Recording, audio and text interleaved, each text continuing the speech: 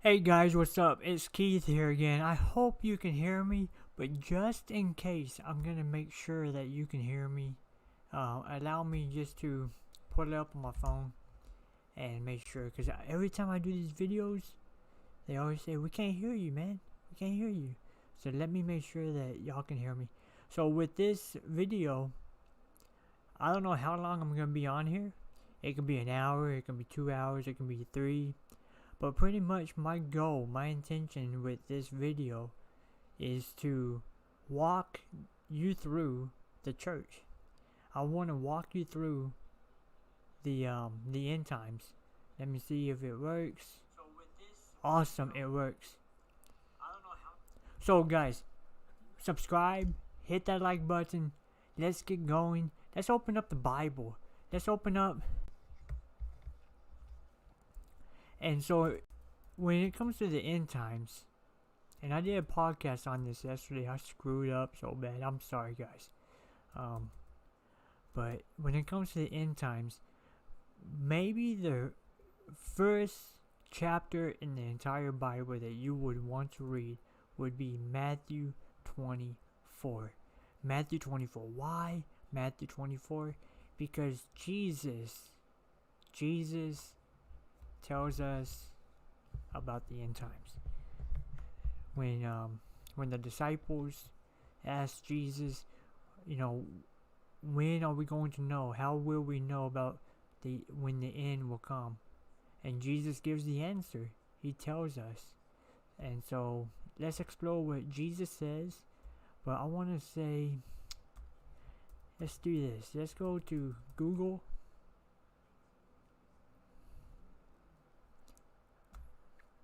And guys, I got a Patreon channel. Right below here on this video, you're gonna see a link to my Patreon. $5 a month. You can support what I'm doing, and I'm going to also post different documents and stuff. Like, look, I wrote authentic living, finding love, along with a bunch of other content that I plan on putting on that Patreon channel very soon. We just need to grow the community on that Patreon channel. And also this, what I'm about to write, is also going to be on that Patreon channel. So, did it go through? Yes, it went through. Okay. This is a lot, guys. What I'm about to say is going to be a lot, and I highly recommend, like, sit back and enjoy the ride, because this is going to be a lot.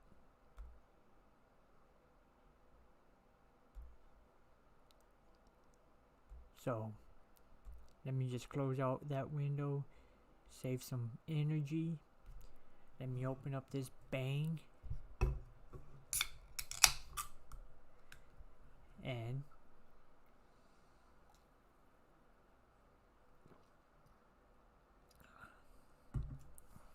blue raz. This is not advertisement for Bang.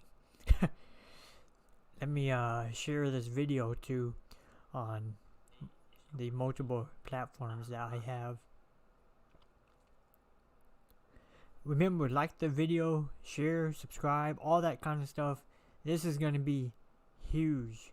And I promise, I'm about to share some stuff you may have never heard of before in your life. If you're single, join me on Single Christians. I have a Facebook page called Bold Biblical Preaching, and join me here for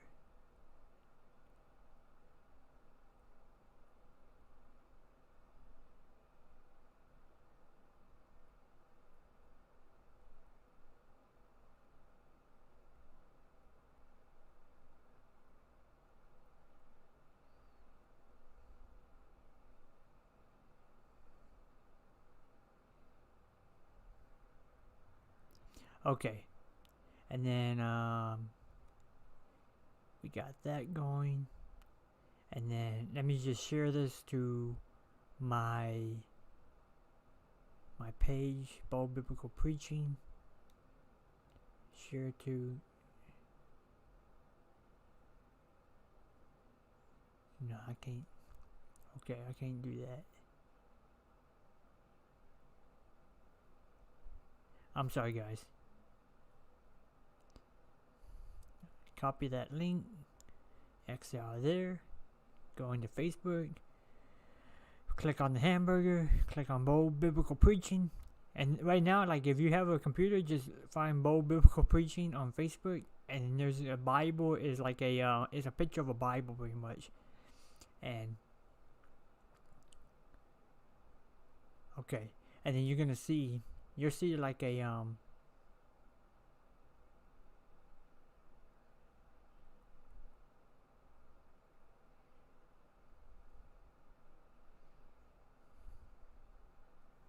okay, cool.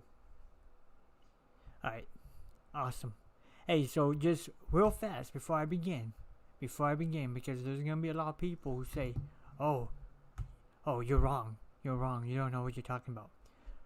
I've studied Bible prophecy since I was 12 years old. Right now, I'm 28. I just turned 28, like, Wednesday?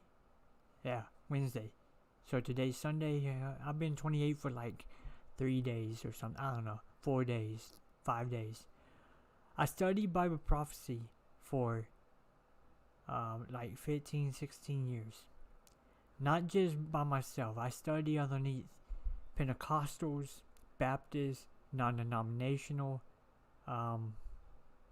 and I believe that's it. Like, I mean, I've explored teachings in other denominations and stuff, but those are the three main denominations that I've studied this topic with.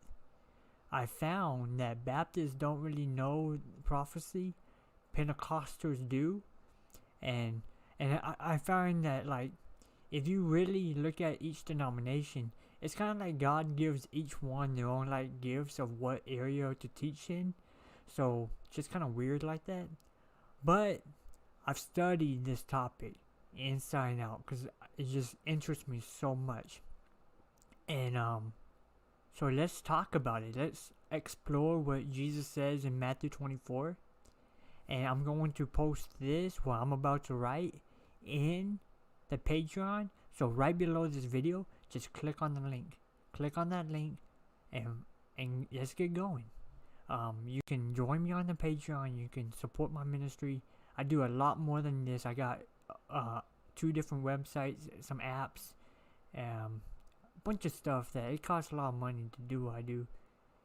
And so I'm trying to, like, play the stock market to, like, make the money to pay for everything. But it'd be a lot easier if I can get some support, financial support from people.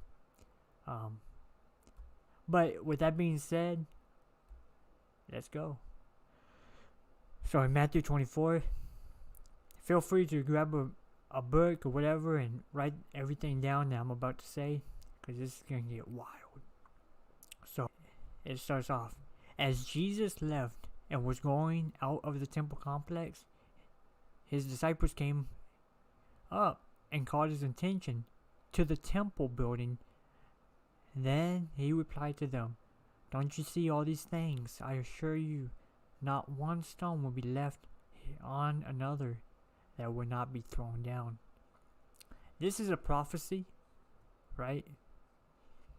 Fulfilled. I think it was like 70 AD. Pretty much right after Jesus died, the church was born. And the church was born and it started spreading. And pretty much, like, the story goes that the Roman authorities, I'm over here typing protection. Roman authorities hated the church so much that they started burning everything down. They blamed the church for it. In the process, a lot of things happened. But sometime in that time period, in 70 AD, the second temple gets destroyed. the second temple was built by King Cyrus, or like King Cyrus allowed the second temple to be built.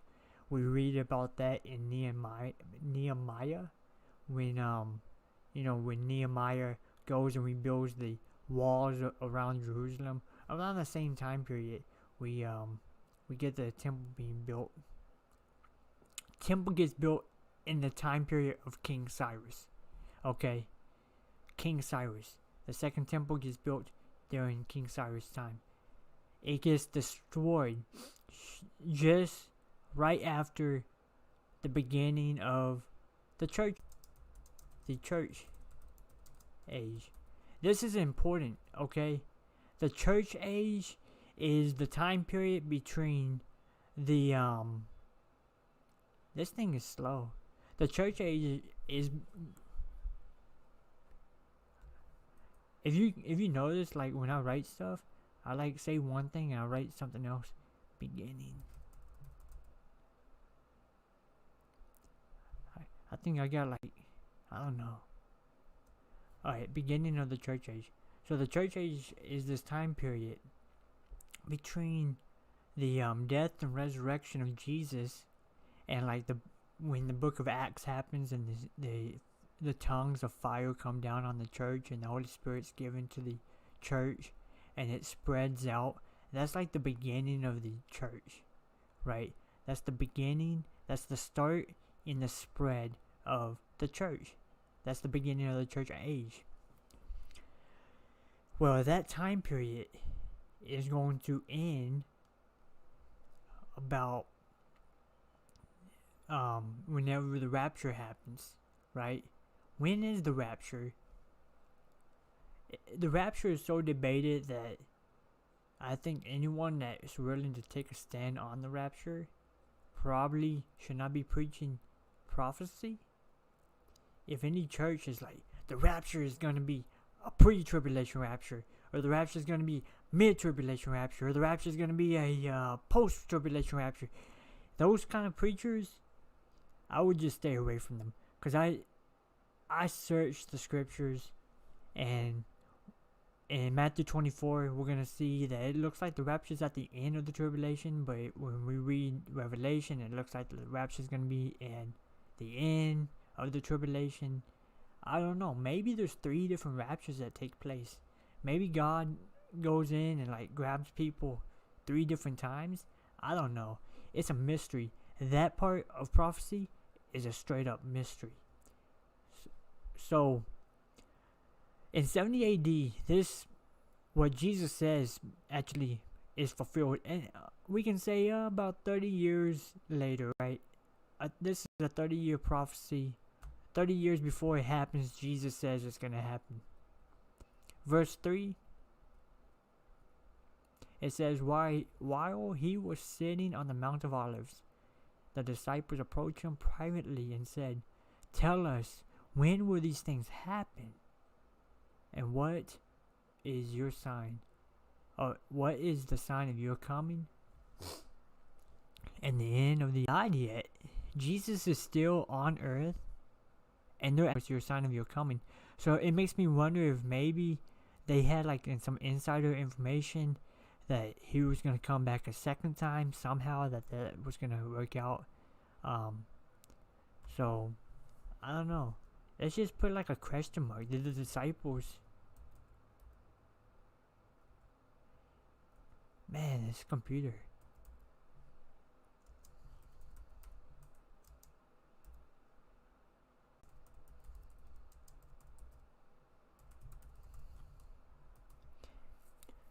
I think that the answer obviously to that question would be yes. Maybe Jesus was telling them stuff that they just didn't write down, right? Maybe Jesus told them stuff that never wrote down. You can't write down everything that Jesus says. So maybe they knew some stuff. Maybe they knew Jesus somehow was going to come back a second time. They just didn't know how all the pieces work together.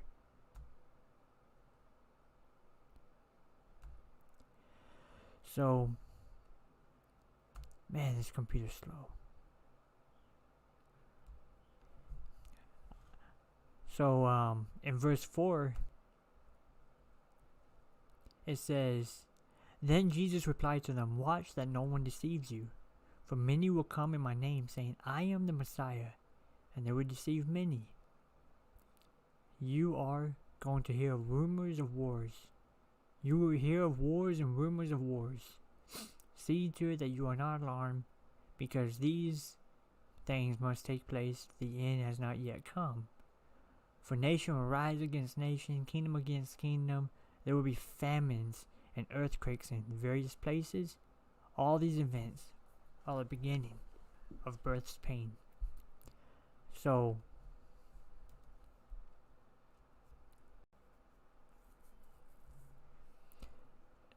pretty much what Jesus is saying is we're going to see some false preachers, right? False messiahs. This is actually happening right now. I'm going to just make that bold. They will deceive you.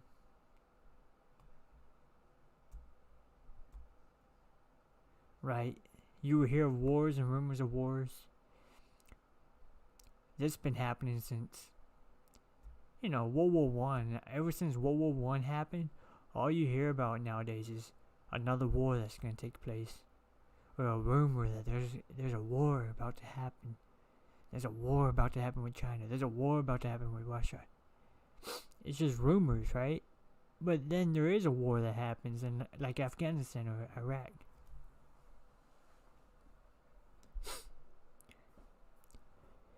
But the end is not yet, right? That's what Jesus says. All these things must take place, but the end is not yet.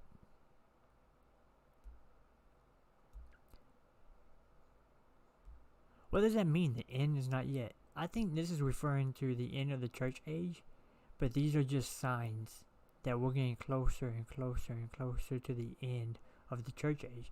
It's kind of like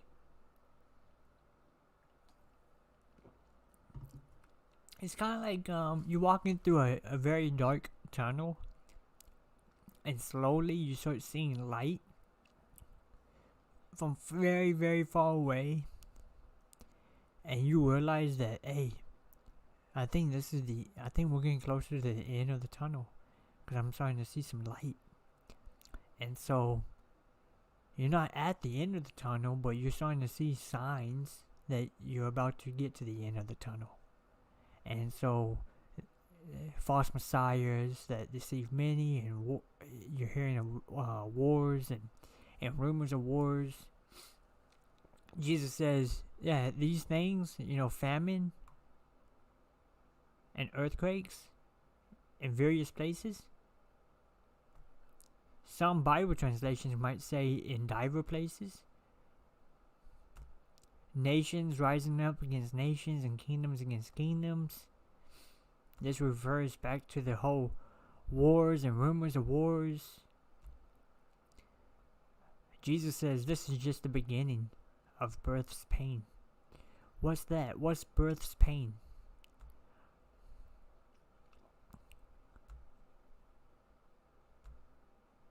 What is birth's pain? Well, remember that when a woman is pregnant, right? She goes through 9 months of just pain and pretty much pain and suffering. She suffers during that time period. As she gets closer to giving birth to that baby, her body starts to react to all the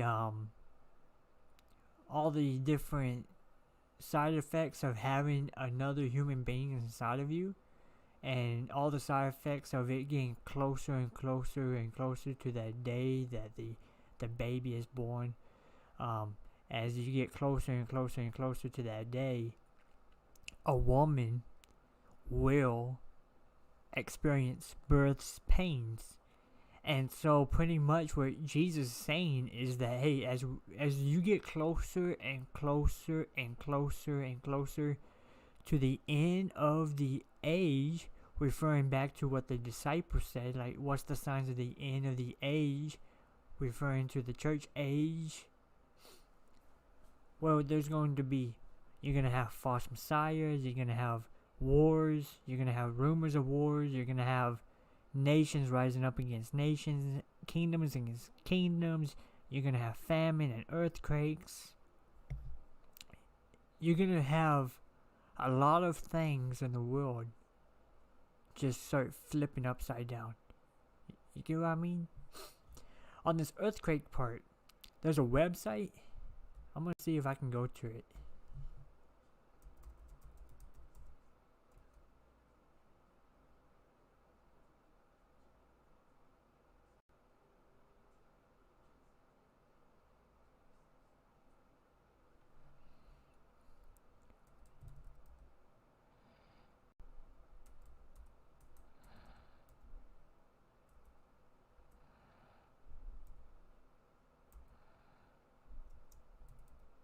I think it's called Earthquake Trackers. Tracker map.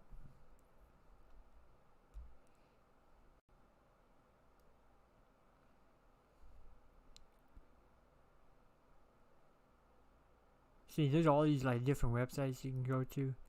I think it's this one.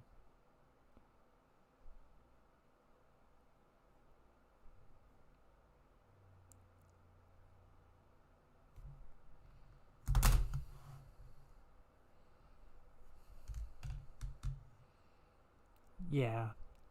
So like right here you see 56 earthquakes in the past day.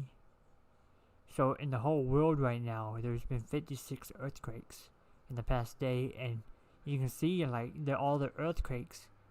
See, this one was a 7.5 earthquake in Peru, and that was in the last 24 hours on the 28th at 4:52. So at 4:52, I'm guessing in my time, UTC, I don't know. But there was an earthquake, 7.5 in Peru. And these other earthquakes are like smaller. There's a 5.1, another one in Peru. Wow, Peru's getting hit hard.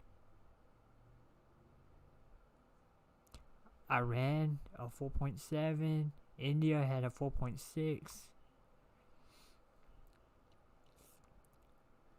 So you can track the earthquakes on this, and Jesus said that in the last days you're going to have earthquakes in all kinds of places. And if you check the like famine and all that, across Africa, all of Africa is pretty much famine. I know like the United States suffered a famine a couple hundred years ago. Bunch of different places you can like point out different famines that pop out every now and then. I don't really track famines, but you can go type in this website, you can check it out. I'll go ahead and copy and paste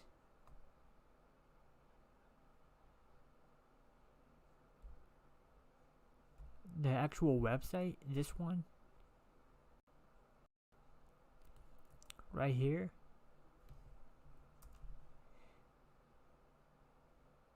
And then that can be a reference that y'all can, if you want it, you can have it.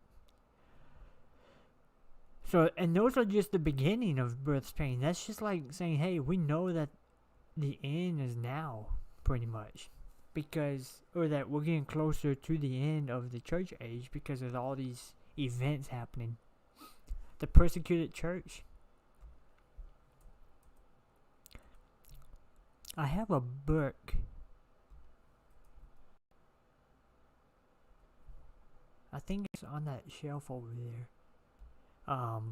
Pretty much in the last 100 years, there's been more Christians persecuted for their faith than in the last 2,000 years. Jesus says this in verse 9. He says, "Then they will hand you over for persecution, and they will kill you. You will be hated by all nations because of my name, Then many will take offense, betray one another, and hate one another. Many false prophets will rise up and deceive many, because lawlessness will multiply. The love of many will grow cold. But the one who endures to the end will be delivered. This good news will be preached to the entire world as a testimony to all nations. And then the end will come. The end will come.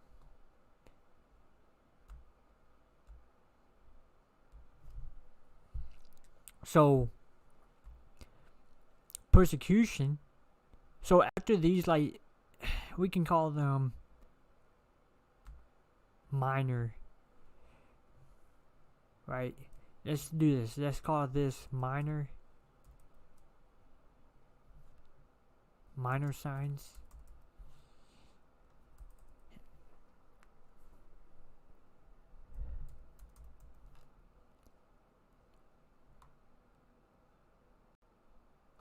Call that minor signs.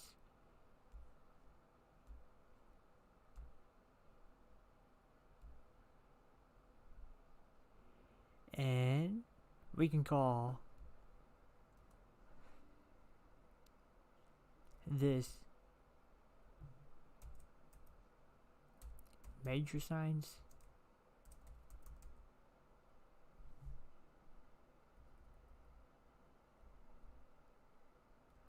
I don't know why, but when I do live streams, like, everything's slow.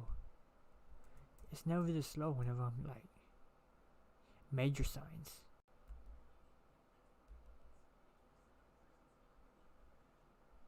So we can change that color to that. Underline, make it bold. Make it bold because this is bold preaching, right?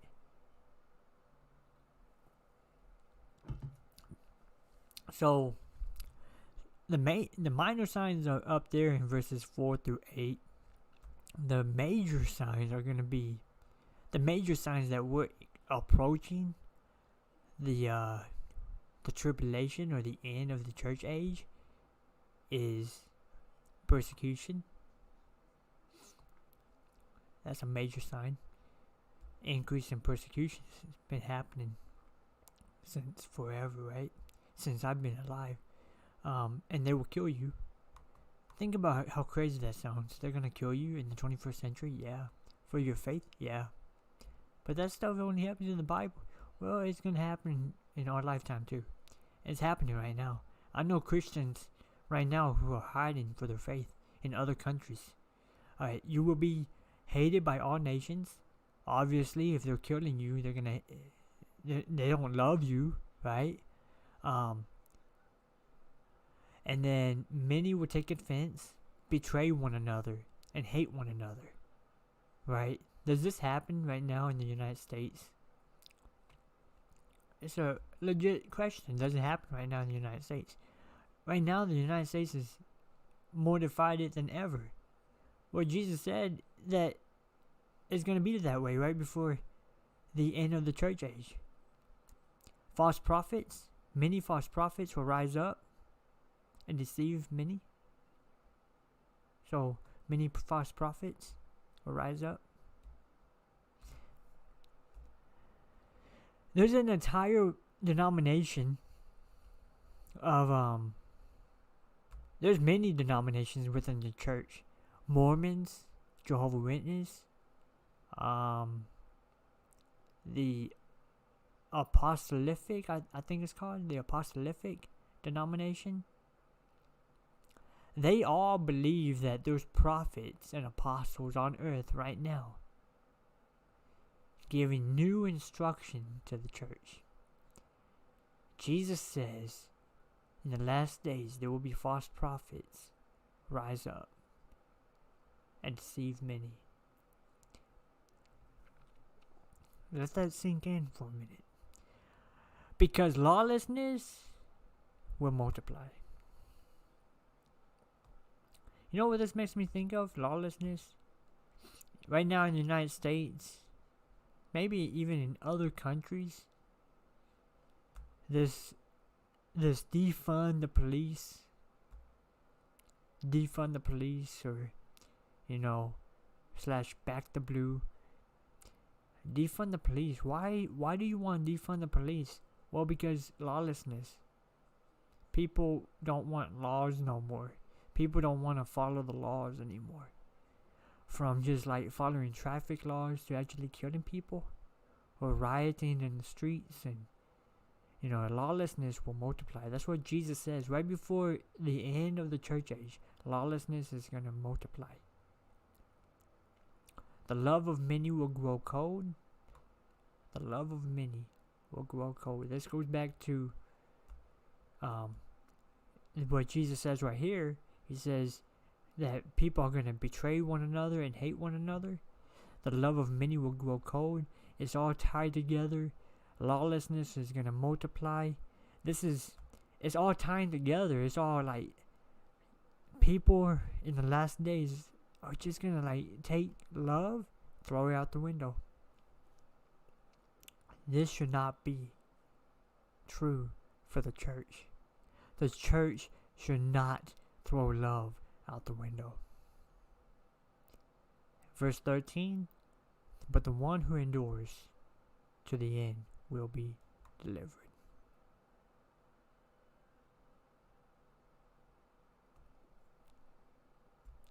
That's a key verse, man. Like, the one who endures to the end. Let's go ahead and just like make that blue. And then the good news, another major sign. The good news will be proclaimed to the whole world.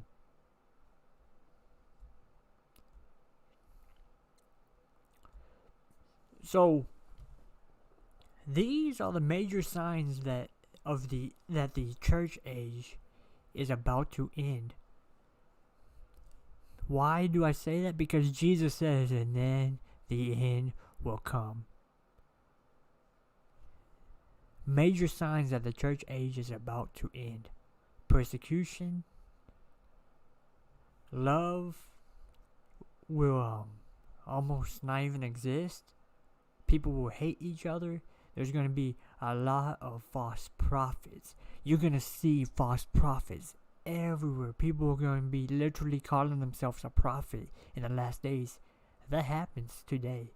There's people who try to join my ministry's groups page, and their name is prophet, and then like they have a title prophet with their name next to it.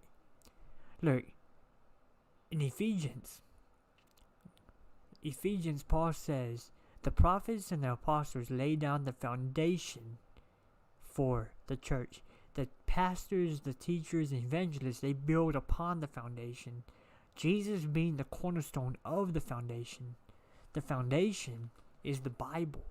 The foundation is the Bible. The prophets and the apostles lay down the written word of God. And Jesus, who is the living word of God, is the cornerstone of the foundation. It's done. There's no need for prophets and apostles in the 21st century. There is no need for prophets and apostles for the last, we can say 1900 years. They are no longer needed. Their role, their job has been fulfilled. So yeah, in the last days, there's going to be a lot of people who call themselves prophets. And they're going to deceive many. I don't know how you read the Bible and then you I don't get it. You read the Bible and then you choose deliberately to go follow somebody that calls himself a prophet. Even though Jesus clearly says there's going to be a lot of false prophets rising up. Even though Paul clearly says that the prophets and apostles had one job and that job has been fulfilled.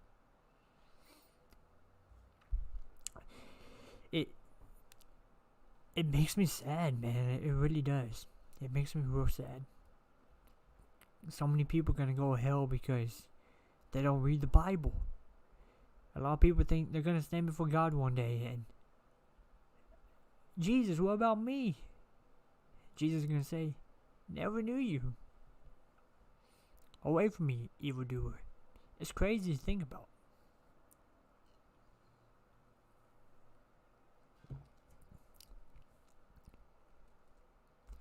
It's even more crazy to think about.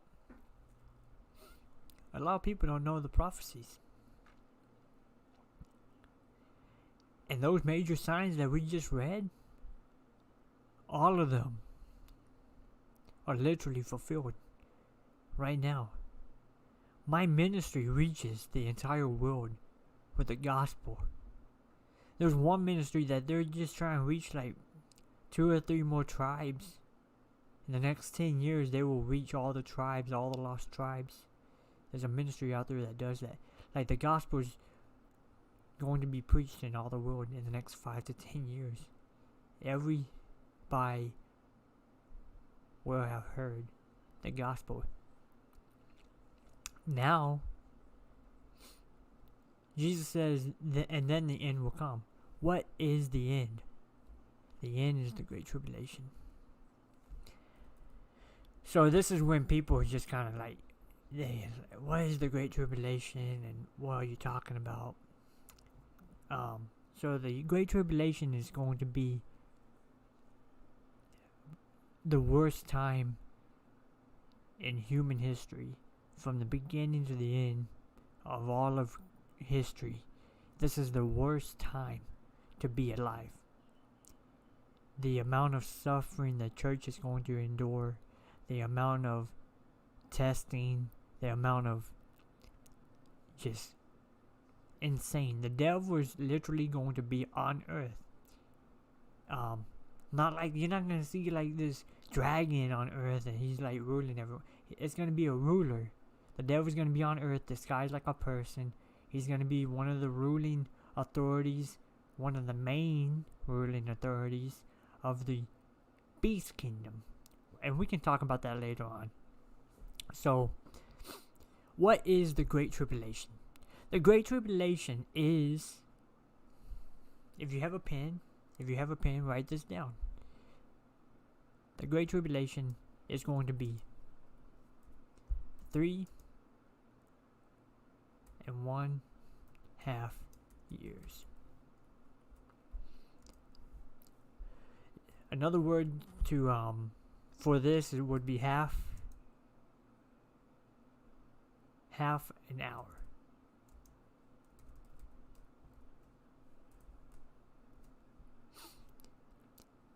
Half an hour, right?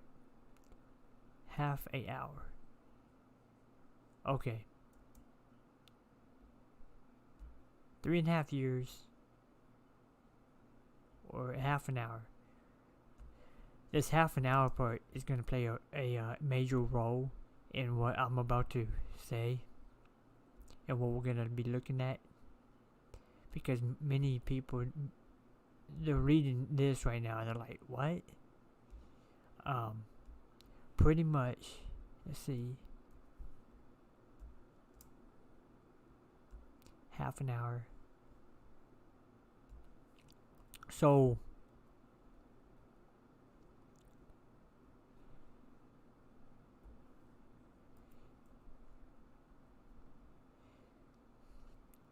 that's Jesus actually tells us to go and read Daniel in this passage. But let's begin.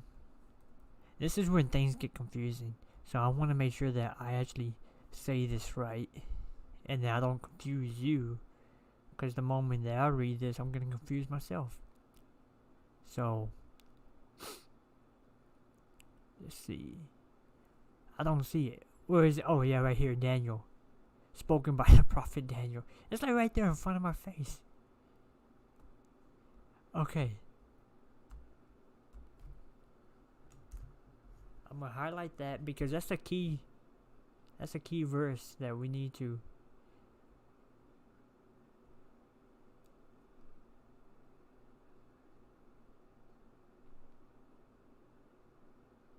Sorry guys, I'm just looking at my phone.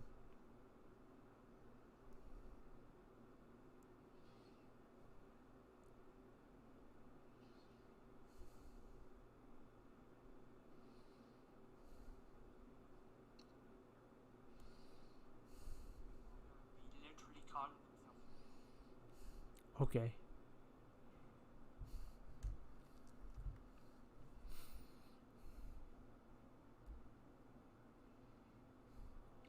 So,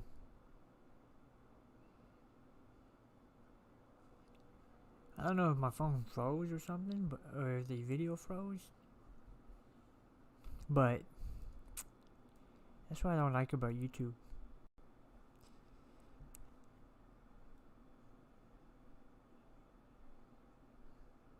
Okay. Yeah, it's just slow. Alright. So, so when you see the abomination that causes desolation, spoken by the prophet Daniel, standing in the holy place, let the reader understand. And then those in Judea flee to the mountains, and the man on the housetop must not come down and get his things out of the house. And then the man in the field must not go back to his clothes. O to the pregnant woman and nursing mothers in those days, pray that your escape may not be in the winter or on the Sabbath. And for at that time there will be great tribulation, the kind that has never taken place in the beginning of the world until now, and never again. Unless those days were limited, no one would survive. But those days were limited because of the elect.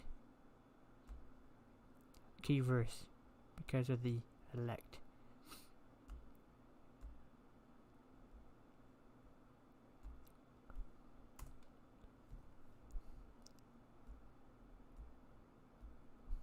Who are the elect?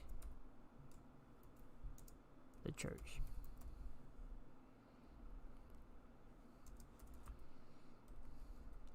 So, Jesus puts the church in the tribulation, in the Great Tribulation.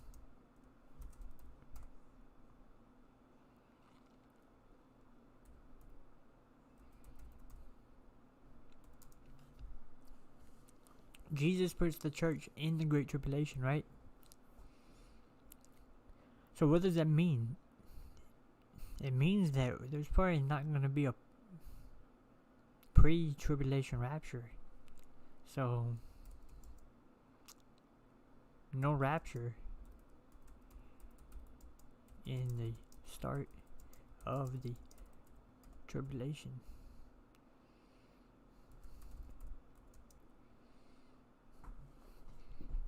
Right?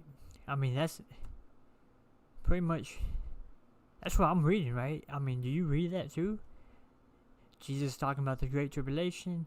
This 3.5 years is the second part of the 7-year peace agreement. We can read more about that here in a minute. So, this abomination that causes desolation is the start of the Great Tribulation. So what is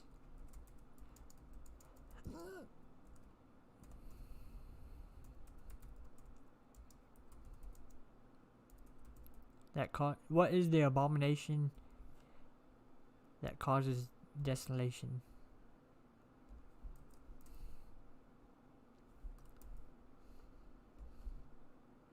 Causes desolation. Desolation.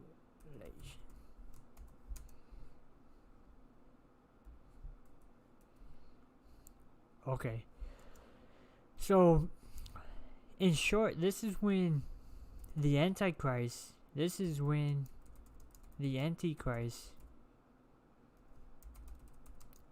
walks into the third temple. Now, it's believed to be the Antichrist. It's very well possible that maybe even the false prophet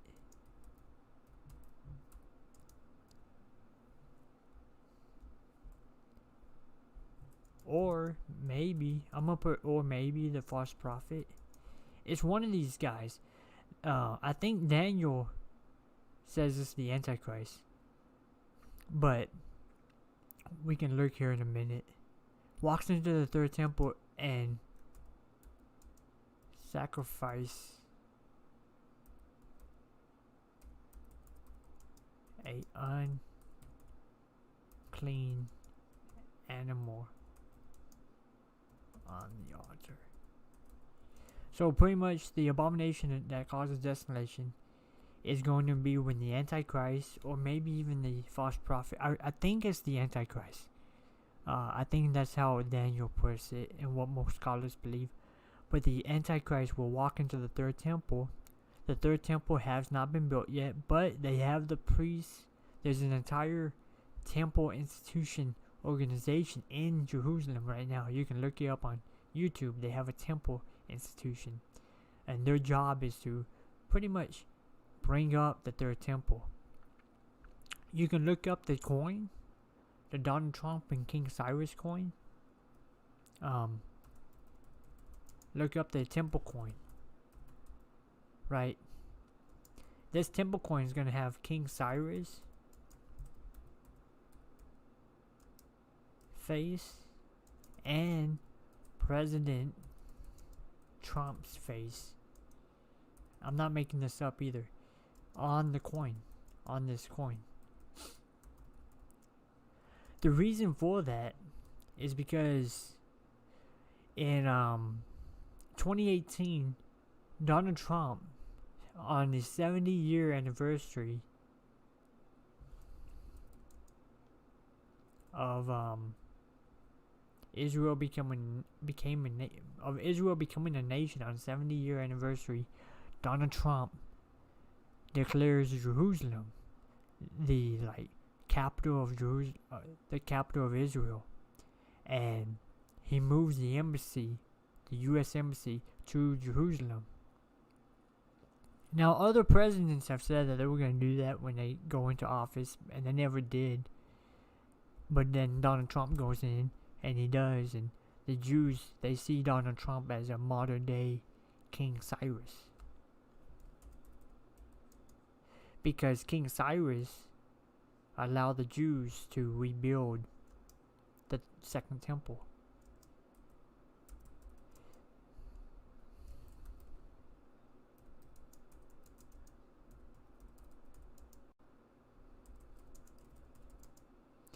I'm typing this out. King Cyrus. Man, my computer is just like...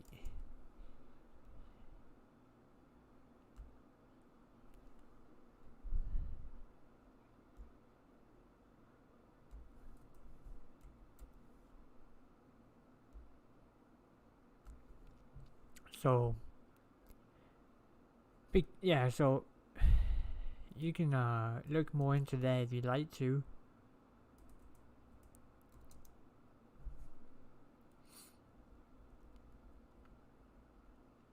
Okay, so we can go there. Let's see, in verse 23, it starts telling Jesus warns again about false messiahs, don't believe them, and let's read this real fast, and then we're going to look at Daniel. So, if anyone tells you, look, here is the Messiah, and over there, do not believe him. False messiahs and false prophets will rise up and perform great signs and wonders to lead many astray, if possible, even the elect. Take note, I have told you in advance. So if they tell you, look, he is here in the wilderness, don't go. Or look, he is in the inner rooms, do not believe it. For as the light comes from the east and flashes as far as the west, so will be the coming of the Son of Man. Wherever the carcass is, there the vultures will gather.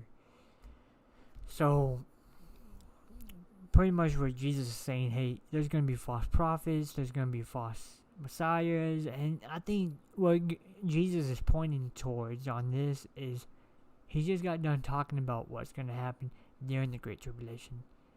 The false messiah is going to be Antichrist, and the false prophet will be a religious leader. You're gonna have a false Messiah who is Antichrist. This is what's traditionally believed, right? And then the false prophet, who is going to be a religious leader. I'm gonna put the Pope. It's very well possible that the Pope is the current Pope. I'm talking about like Pope Francis. That he's going to be the one who fulfills this role. So the role of the false religious leader, the false prophet, his role is to bring all the nations together underneath a one world government, or one world religion. You're gonna have that one world religion, and then this guy, I'm gonna put little horn, and that's gonna make sense when we get to Revelations. I'm not gonna put one world government. I'm gonna put no. That's not what the Bible teaches. Whoa. What do you mean that's not what the Bible teaches? Yeah, that's not what the Bible teaches. Honestly, the Bible doesn't even teach a one world religion either. What the Bible does teach, when it comes to this one world government theory or the Illuminati or whatever, Daniel 7. Okay. And Revelation, I think it's like 12 through 14. In those chapters, we read about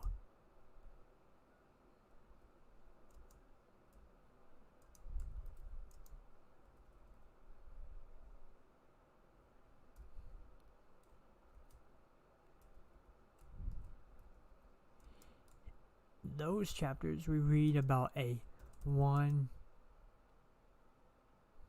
No, it's not one. It's a beast kingdom. Okay, so in Daniel 7, we read about 4 beasts.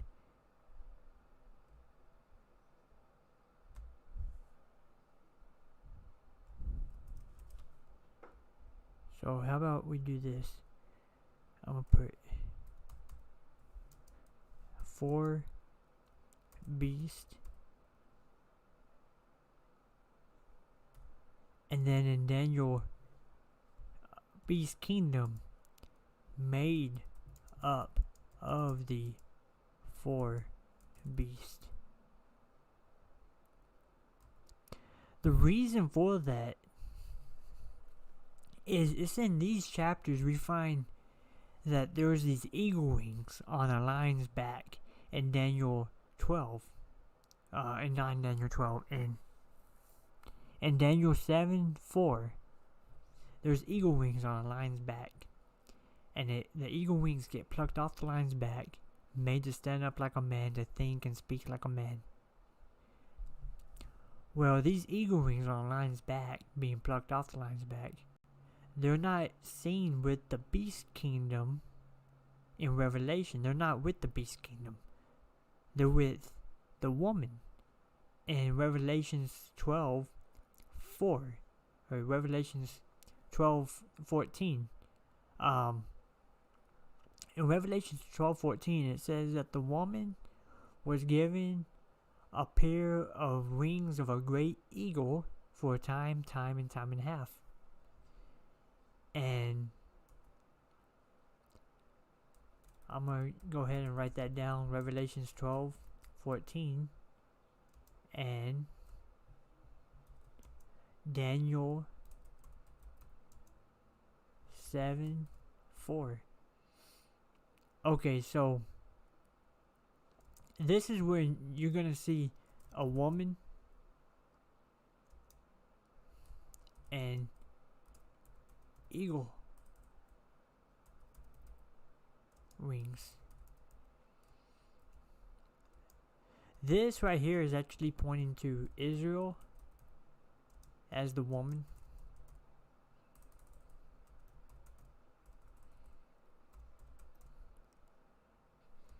And USA as the eagle wings.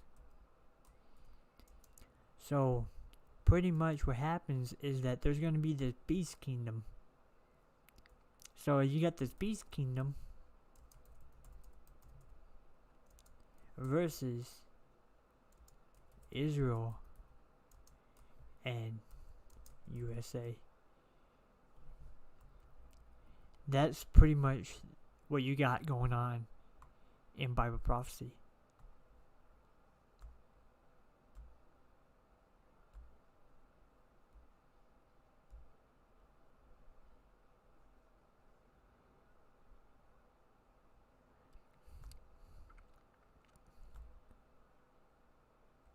You got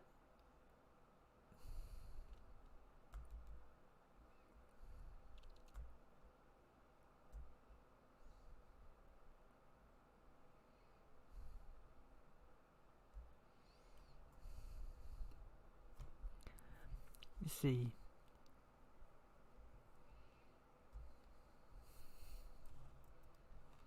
There. Okay, so and you can look at this yourself. I believe it's Revelations 12.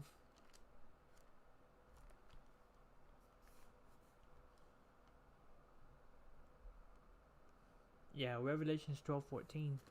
Here's how it reads in Revelation 12. Revelations 12:13, it says, "And when the dragon saw that he had been thrown down to the earth, he pursued the woman who had given birth to a male child. But the woman was given the 2 wings of a great eagle, that she might fly from the serpent into the wilderness, to a place where she be nourished for a time and half a time." So that's talking about the Great Tribulation, the time and half a time. And this is in verse 14 of chapter 12 of Revelation. Time, half a time, 3.5 years. Right? And then, so pretty much the dragon is on earth pursuing the woman. There's a war going on between the woman, Israel, and the dragon. And the woman is given eagle wings. The eagle wings are seen in Daniel getting plucked off the lion's back. This is a picture of the United States declaring their independence from Great Britain. Later on, we see the eagle wings are given to the woman, Israel, for time and a half. For 3.5 years, for the Great Tribulation. So when the devil is on earth, and this beast kingdom is created, according to Revelation, we will see Israel and the United States in this partnership with one another. And the United States will pretty much protect Israel until the end.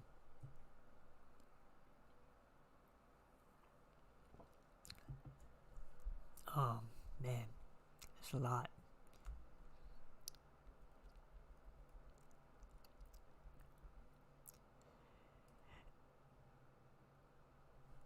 Now in Matthew 24:29, it says, "Immediately after the tribulation of those days." Immediately after the tribulation of those days. So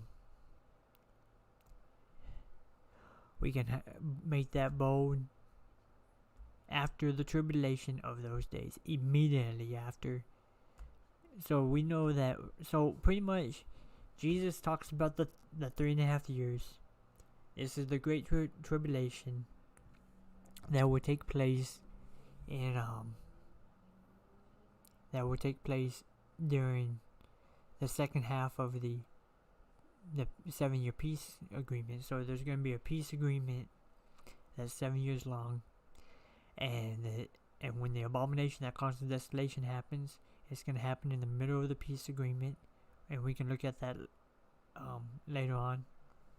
But after the tribulation of those days, Jesus comes back.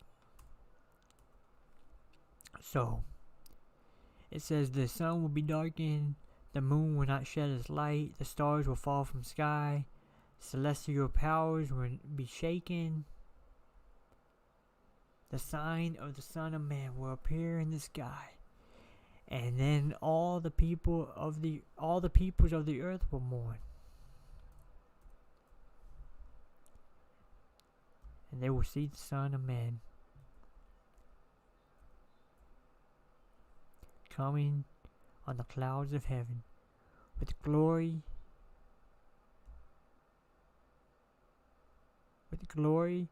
and then 31 it says, he will send out his angels, and this is the rapture right here, guys. He will send out his angels with a loud trumpet, and they will gather his elect from the four winds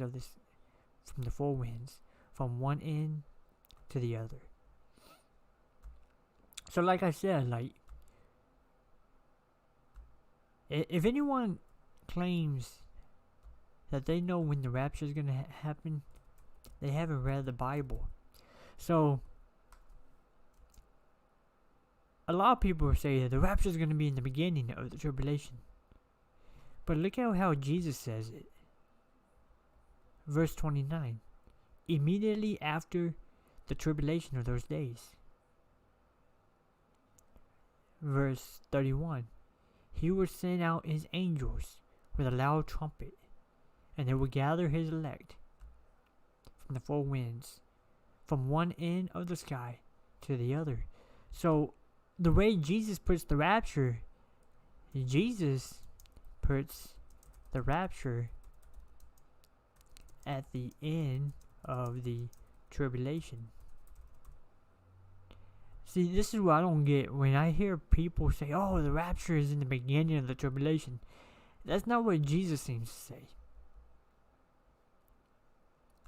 That's not what I'm looking at this. I'm like, no, I don't see.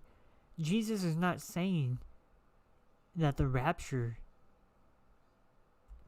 You know what I mean? Like, it says, I don't get how you read this verse and just like come up with this idea, oh, the rapture is going to happen before the tribulation happens. It's not what Jesus says. Immediately after the tribulation, verse 29. Verse 31. He will send his angels out with a loud trumpet, and they will gather his elect from the four winds. This is the rapture, guys. I don't get it. How do you come up with this idea that the rapture is in the beginning of the tribulation? I mean, that's a legit question.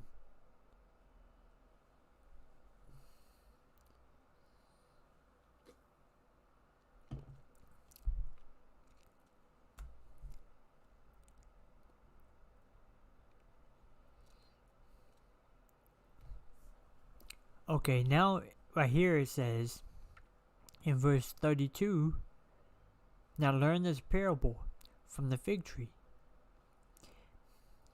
As soon as its branches become tender and sprout leaves, you know that it is summer. In the same way, when you see all these things, recognize that he is near.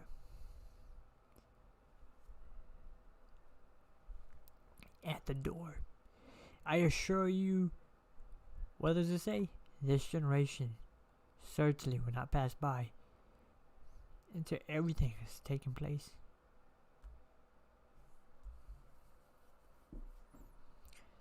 Heaven and earth will pass away. My word will never pass away. People love to quote this verse 35, but then they skip this one. The generation will not pass away till all these things that he just got done talking about have happened. The rapture, and from the rumors of wars, all the way to the rapture happening, Jesus says the generation will not pass by until everything has happened. Guys, we're in the middle of in the time of history where the gospel is about to be preached to every tribe, nation, tongue, language, everyone on earth. Jesus says the generation will not pass by until everything has happened. In the same generation that will see the rapture of the church and the second coming of Jesus Christ will be the same generation that sees the gospel preached to all the nations of the world and all people. It will be the same generation that hears the rumors of wars. It will be the same generation that experiences persecution like the world has never seen. That generation is the generation we are living in right now. Guys, wake up. Wake up, man. Now concerning, this is my favorite verse, because it's the most, people just get this verse off. So, now concerning the day and the hour, no one knows, neither the angels in heaven, nor the Son, except the Father only. So, man, that was a lot. I'm telling you, that was a lot. So, man, what did Jesus mean by that? Remember, Jesus spoke in parables, right? Remember, Jesus speaks in parables. What did he mean? I'm typing this out, so you're like, why is he talking like on a computer? What did he mean by day and hour?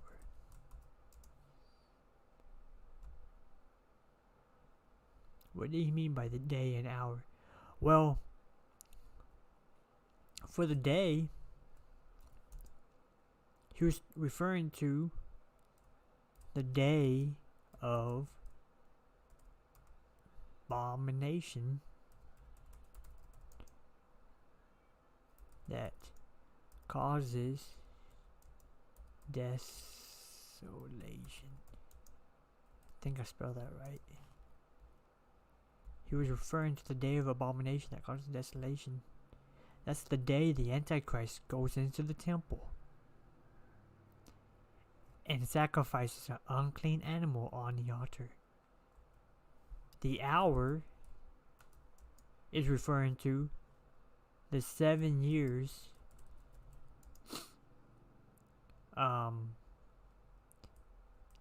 the 7-year peace agreement. Let's do that.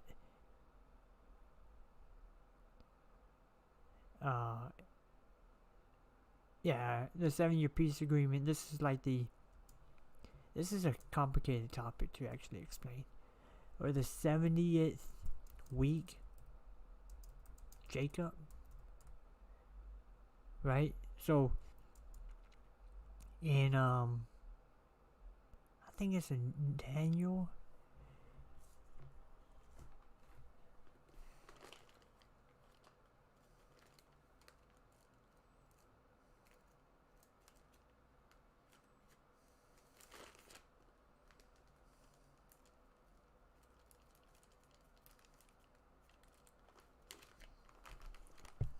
I got all these like papers in my Bible, and it's like,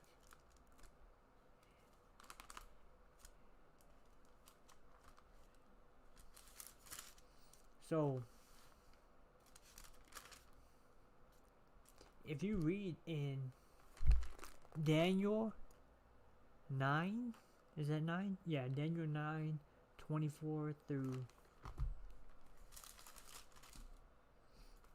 yeah, Daniel 9:24 through 27.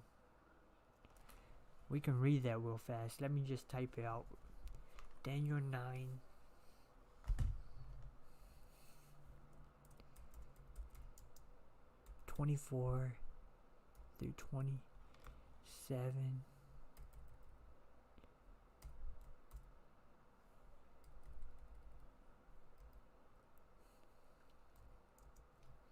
So pretty much what it says 70 weeks are decree about your people and your holy city, to finish the transgressions, to put an end to sin, and to atone for I can't say it, equity, to bring in everlasting righteousness, to seal both vision and prophet, and to anoint the most holy place. Therefore, know therefore and understand that from the going out of the word to restore and rebuild Jerusalem, to the coming of the Anointed One, a prince, there shall be 7 weeks. Okay. Then for 62 weeks it shall be built again, with squares and mount, but in a troubled time. Okay, so verse pretty much, long story short, God deals with Israel, the Jewish people, for 70 weeks. Each week is 7 years, right? I believe, yeah, 7 years. Each week is 7 years. There's 70 weeks, 7 years. You can do the math, but verse 26 says, and after the 62 weeks, an anointed one shall be cut off and shall have nothing. So 62 weeks, 62 times 7, that will give you the number of years. That will put you at the first coming of Jesus Christ, when he gets crucified. And so when it says that the anointed one will be cut off and shall have nothing, this is referring to Jesus being crucified, the anointed one being cut off, Jesus being crucified. Verse 26. So let's type in verse 26. Jesus being killed. Prophecy. Okay.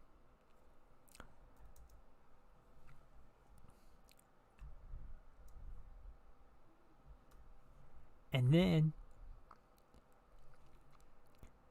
and then it says, and the people of the prince who shall come shall destroy the city and the sanctuary.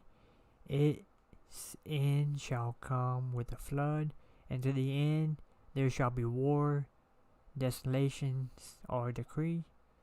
Okay, so it's talking about the destruction of the temple right there, that we already, Jesus even talks about that.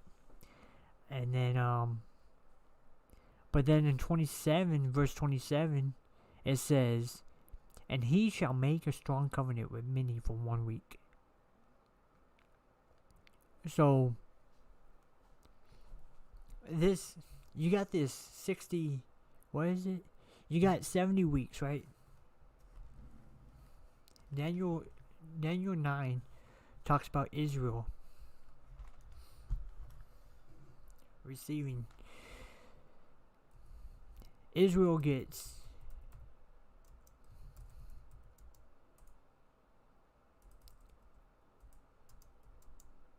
70 weeks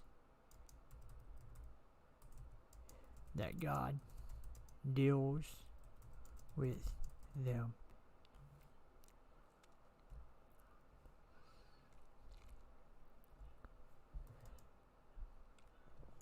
$63 weeks. So I'm gonna put this little timeline, right? 63 weeks. And then right there at the end of it, Jesus is killed. and that's in verse 26. And then you got 7, or you got like the verse, you got that 1 week right here,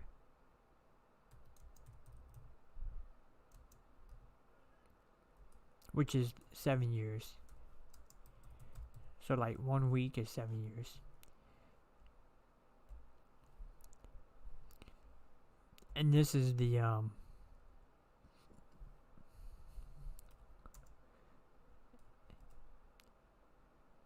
second half of the 7 years. So the second half of the 7 years will be what's called the Great Tribulation.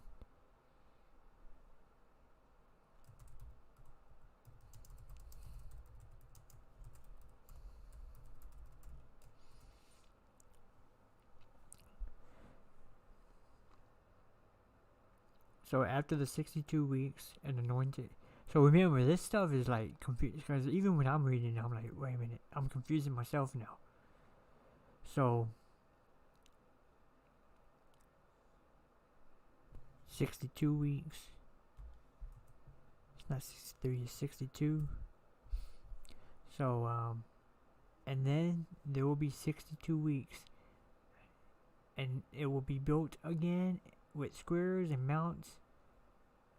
So there's 70 weeks decreed for the people of Israel, and know that, you know, from the time of rebuilding Jerusalem and restoring Jerusalem to the coming of the Anointed One.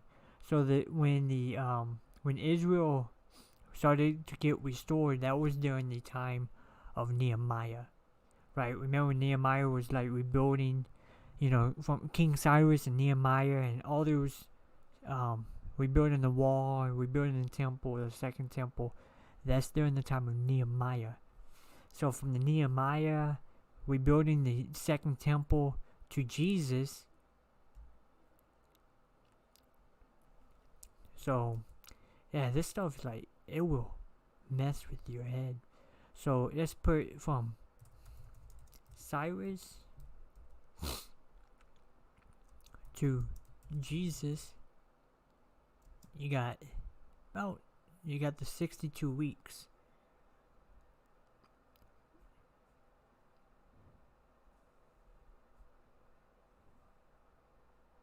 And then in verse 26 it says, after the 62 weeks, the Anointed One should be cut off. So from Cyrus to Jesus, you got 62 weeks.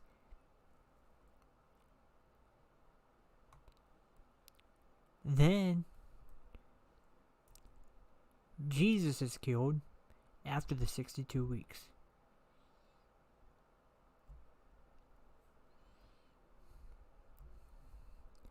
So after the 62 weeks. Now remember, I know I'm confusing everyone that's watching this. 1 week. And I'm writing this out, so if you join my Patreon, you'll have a copy of this. Because I know that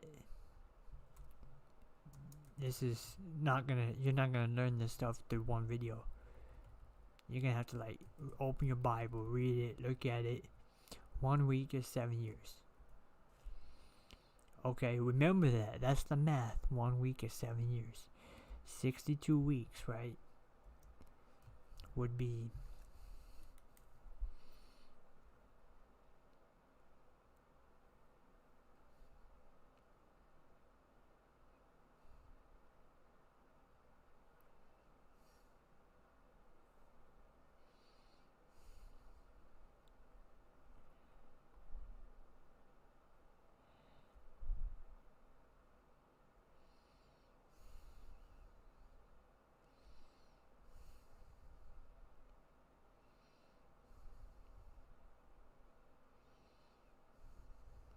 62 weeks times 7.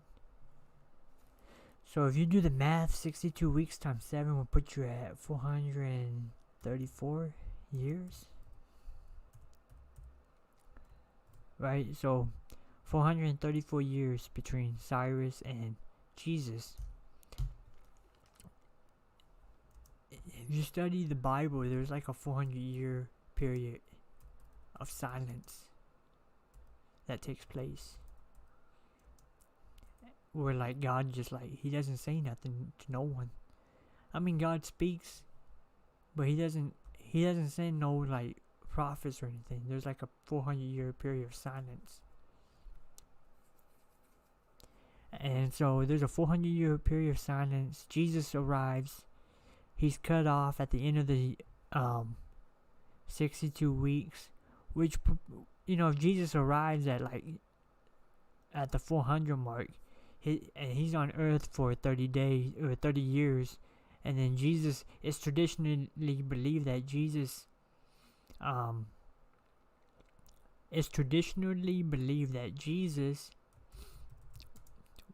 was on earth for 33 to 34 years. His ministry lasted 3 years. This is not fact,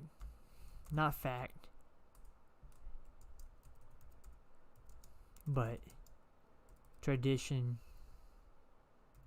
only believed.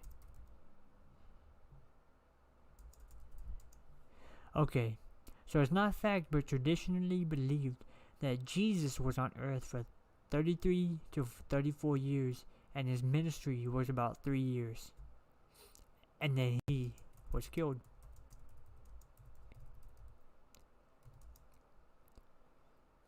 And that would put you at the end of the 62 weeks fulfillment of Bible prophecy. You know? So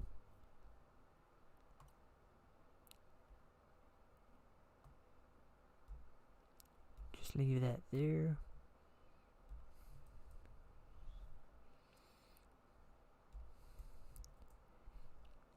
Now,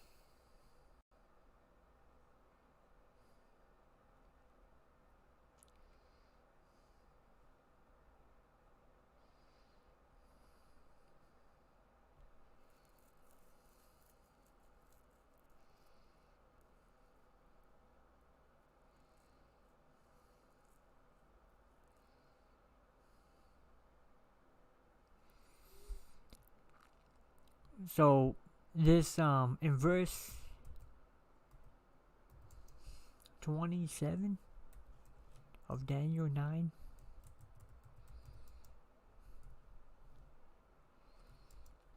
you got this peace covenant with many.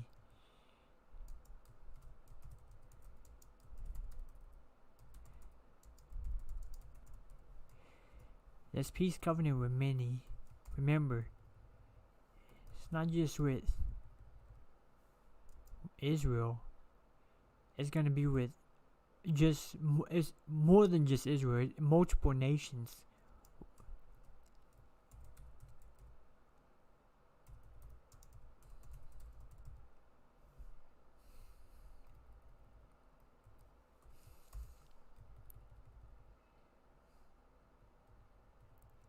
And it would be 7 years.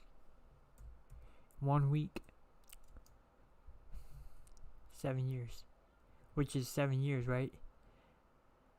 Now the second half of the and this is also 1 hour. We can put 1 hour. And it goes back to what I said recently about no one knows the day or the hour.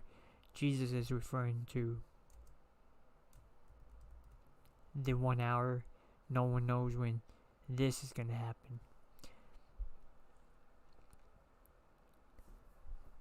So this many part, a peace agreement with many, is referring to many nations. There's going to be a strong covenant. It says in the Bible, and he shall make a strong covenant with many for 1 week. And for half of the week, he shall put in of the daily sacrifices, and and it talks about the abomination that causes desolation. And then the Great Tribulation begins. So, you got that. So, right there, the Great Tribulation is going to begin the second half. It says right there, for half of the week he shall put in to sacrifices, and on the second half of the week, the abomination that causes desolation, verse 27. So you got this abomination that causes desolation showing up right here too.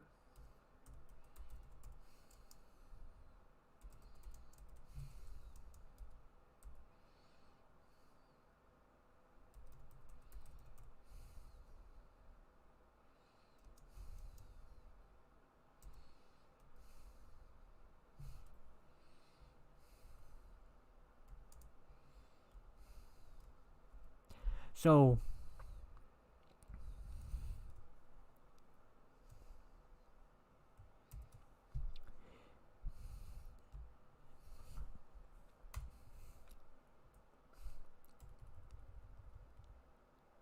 okay, so that was a lot to take in, I'm telling you. I told you it was gonna be a ride of a lifetime.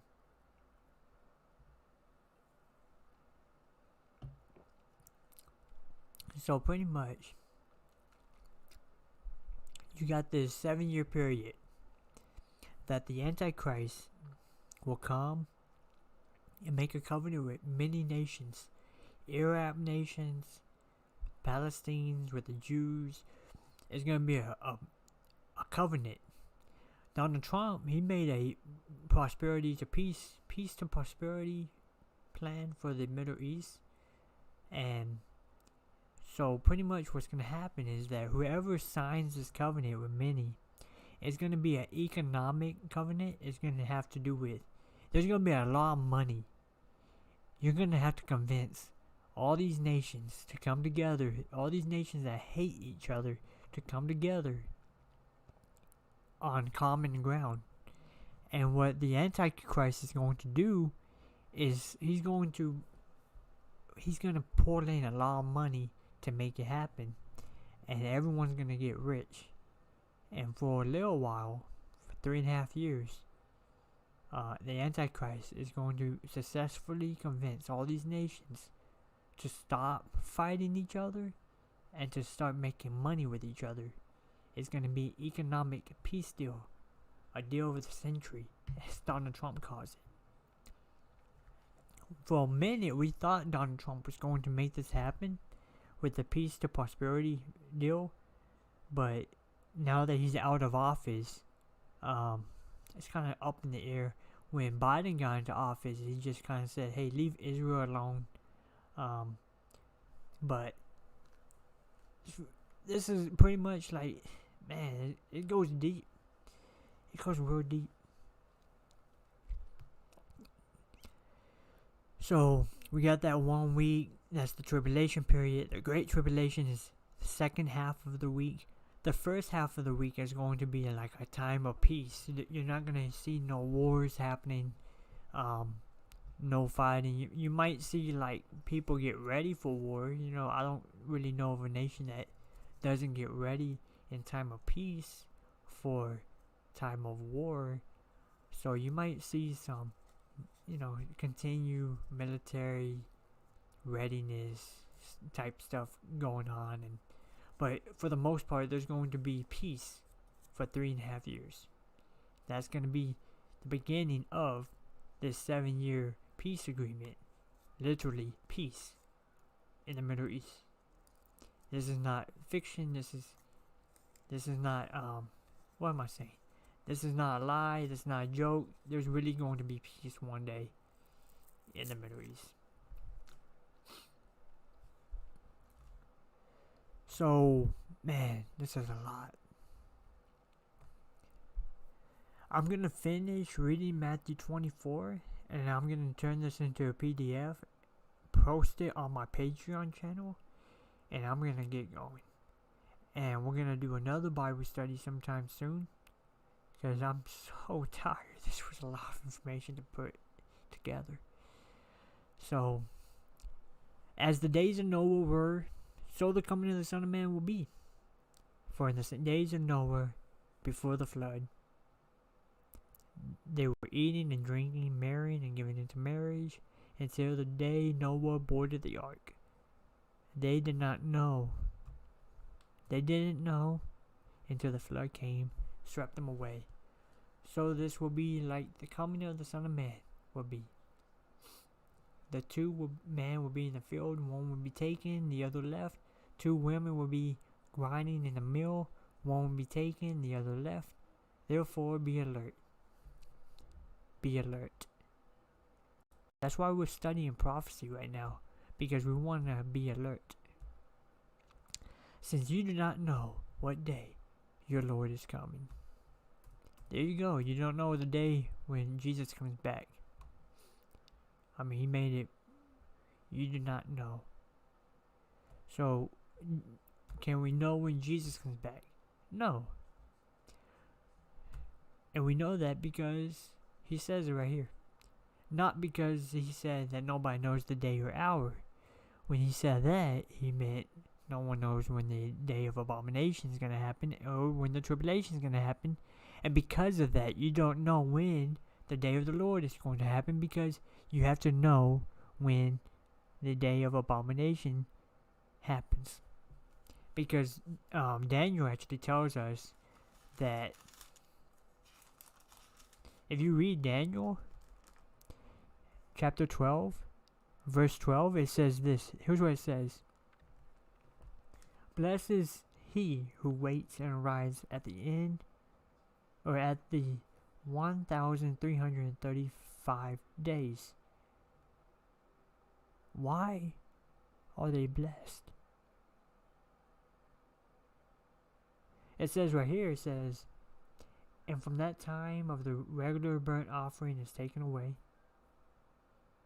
and the abomination that causes desolation is set up, there will be 1,290 days. Blessed is the one who waits and arrives at the 1,335th days. Why is that? So you got the abomination that causes desolation. Then the Bible tells you how many days to count. 1,290 days. But then it says, blessed is the one who arrives at the 1,335 days. I believe it's very possible that Jesus arrives on the 1,335th day after the abomination that causes desolation. But we don't know what day that is, because we don't know what day the abomination that causes desolation happens, and we don't know what day or when the tribulation will begin. So, yeah, you're not going to know when the day of the Lord is going to be, because we don't know the day or hour of the abomination that causes desolation or the tribulation. That's the day and the hour. The day and the hour is not the day of the Lord. The day of the Lord is the day of the Lord. The day, according to that verse, the day and the hour is the day of abomination and the tribulation. The day and the hour, abomination and tribulation. The day and hour is not the day of the Lord. If the Bible is talking about the second coming, it's going to say day of the Lord. It's not going to say day and hour. It's going to say day of the Lord. Verse 43. But know this, if the homeowner had known what time the thief was coming, he would have stayed alert. Would have stayed alert. This is why I study Bible prophecy, because we need to stay alert. and not let the house be broken into. This is why you must be ready. He says it, man, like, we should be ready, because the Son of Man is coming at an hour you do not expect. So, right here, he says it right here, right? An hour you do not expect. On this verse, see, a lot of people say, oh, see, you just said that no one knows that's talking. Yeah, right there in the other verse, when Jesus says, look, go up here, right?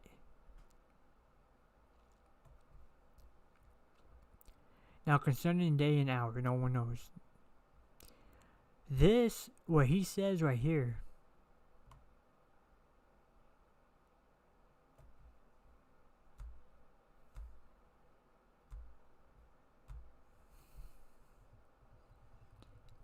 he just got done talking about the tribulation. The tribulation is also called an hour. And he just got done talking about the abomination that causes desolation. This event will be an actual day in history.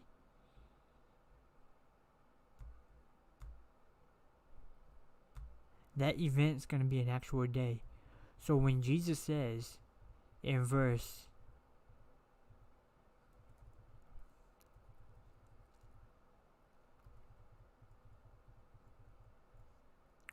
where's the verse at?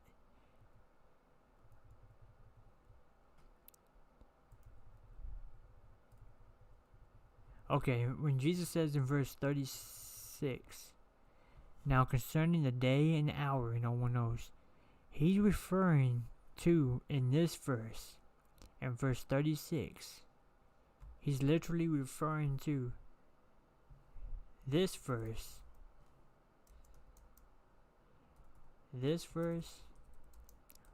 Referring to what he just said. Right?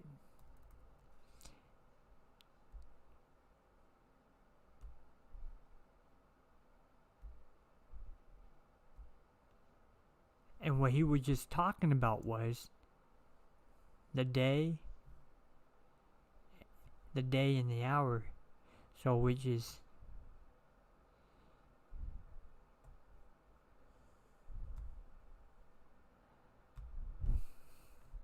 day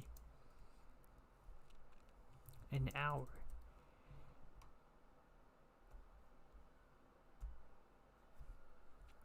Now we get down here and he says, you do not know the day of the Lord is coming. Before he said, you don't know the day or the hour. He speaks in parables. He's referring to the day of abomination that causes desolation. And you don't know when the day of abomination is going to happen, because you don't know when the hour is going to happen. So you don't know when the daily sacrifices are going to will be ended, and you don't know when the tribulation is going to happen. We don't know that information. And because we don't know that information, we're not going to be able to know when Jesus comes back. We don't know when the day Jesus returns. So,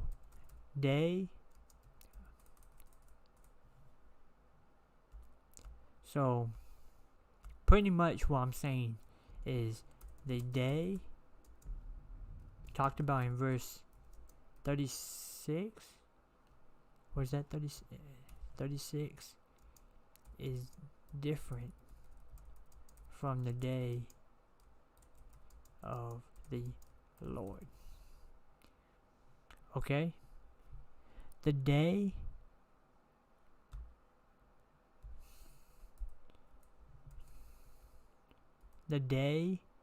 in verse, I think it was in verse 36, right?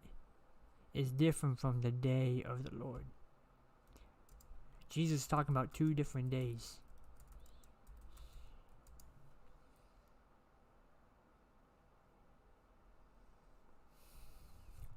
I want to make sure that was 36.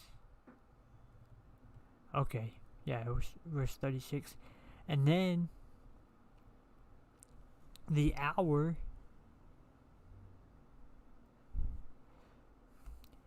you have to read this in context too. So the hour in verse 36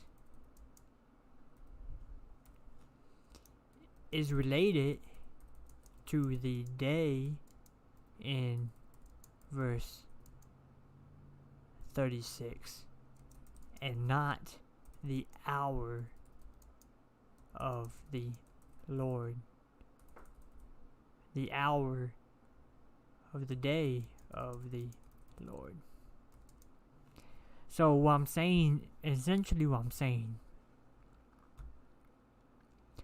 is when Jesus says hour and day of the Lord right here, and then he says day and hour over there, he's talking about 2 different events. In one event, in one verse, he's talking about the day of Abomination. We don't know when the day of Abomination is going to happen. Why? Right? Because we don't know when the hour is going to come upon the earth. The hour is referring to the tribulation, right? And then in verse, 42 through verse 44, it talks about the day of the Lord. And then in 44 it says the Son of Man is coming at an hour you do not know. These 2 verses are related to each other in the sense that now Jesus is talking about the day of the Lord, and he's attaching the word hour to it. But these 2 verses are not related. They're not talking about the same events. They're 2 different events Jesus is talking about. That's why he calls this the day of the Lord and not just a day, but the day of the Lord. Because there is a day of the Antichrist, and that is the day of Abomination. So same thing, like when you see the word Lord or King in the Bible, it's like lowercase l, lowercase k. Same thing kind of going on right here. Instead of the day of Antichrist, it just says day. You don't know when the day is. Or it says day of the Lord. So he makes a distinction between the 2 events. But yeah, you won't know the day of the Lord's coming. Why? In Daniel, it tells us, blessed is he who waits and arrives at the 1335th day. Why? Because Jesus returns after that, right? I mean, why else would you be blessed? So why is it that Daniel tells us the number of days to count down between the abomination that causes desolation, and pretty much tells us, hey, after 1335 days, man, blessed are you. Why? Because Jesus comes back. That's the day of the Lord. But then Jesus says, you don't know when the day of the Lord is. This is because you don't know when the abomination happens. You don't know when the tribulation is going to happen. None of these events are happening. Also, Jesus is talking to a Jewish audience. So they're not going to typically be like trying to figure out, when the second coming of Jesus is going to happen. Like, there's a lot of things that weigh into everything. But for sure, these 2 verses are talking about 2 different events. And this is when you read the Bible and it just like confuses you. Like, what?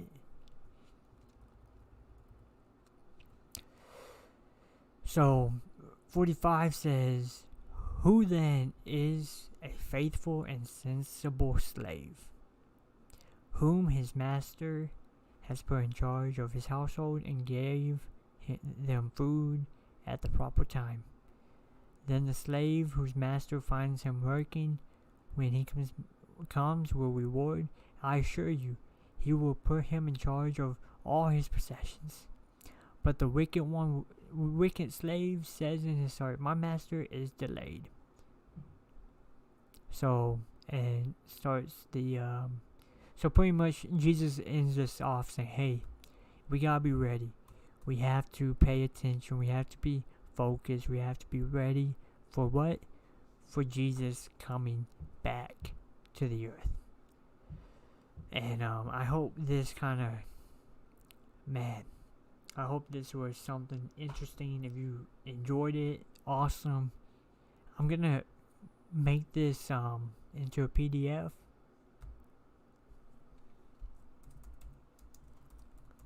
And I'm gonna post it onto my Patreon channel.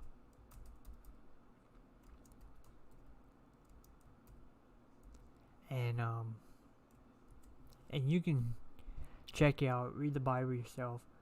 I'll do another one soon. But this was a lot to take in. So, and I'm the one preaching it. It's a lot to take in right now. Let's see, how many pages is that? 4 pages? So yeah, if you want this copy, go for it. Read it, look at it, study it. This word hour. I'm going to look at one more thing. Bible.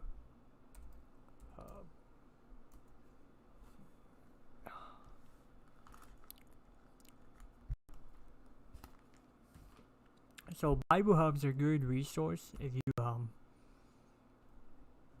you do study like the Greek and Hebrew and stuff.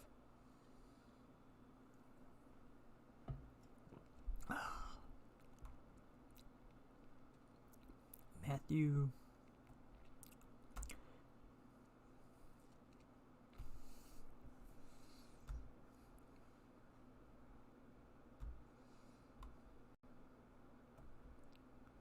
'24.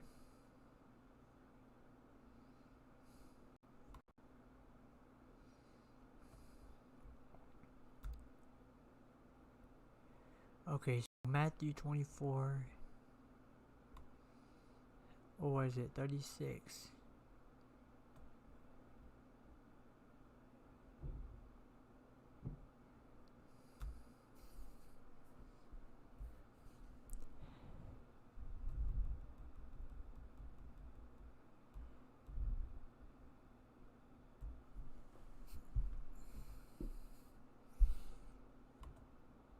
No. Okay.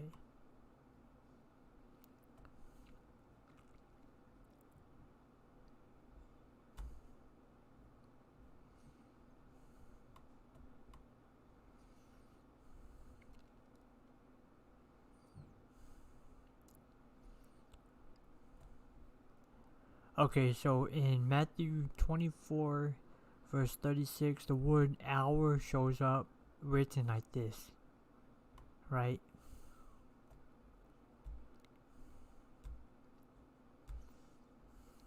I'm just gonna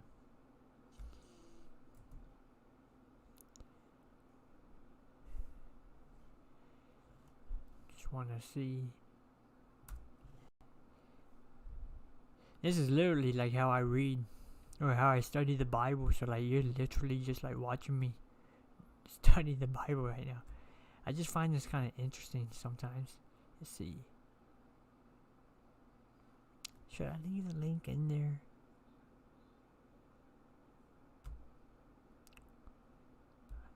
This means hour, horas, right? Hour.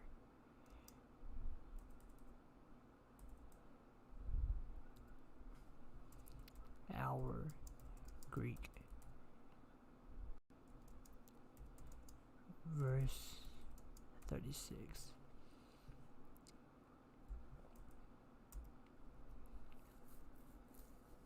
And then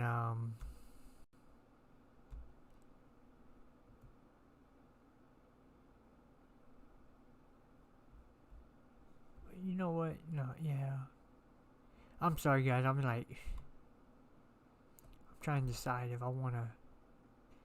Is that verse 30? 44. Okay.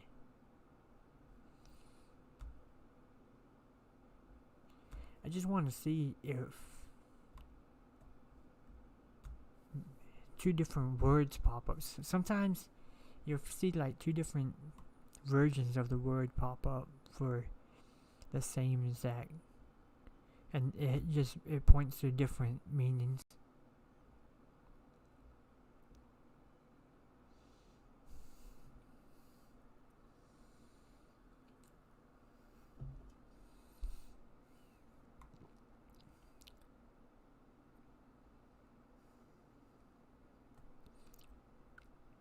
Okay.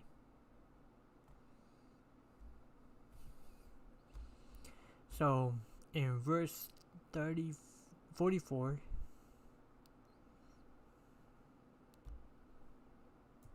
so you got the word hour.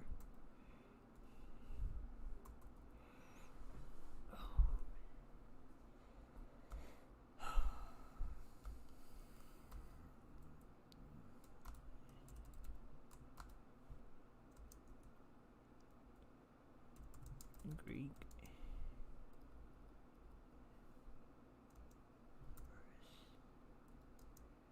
44. Greek.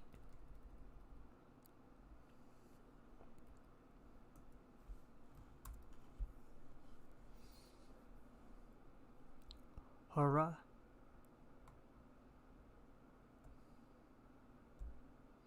I think it's two different words.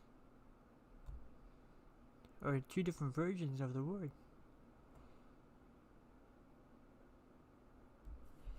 Okay, and then down here I will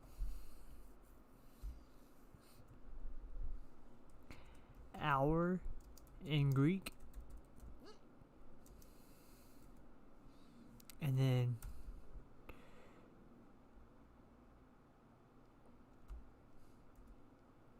verse 44.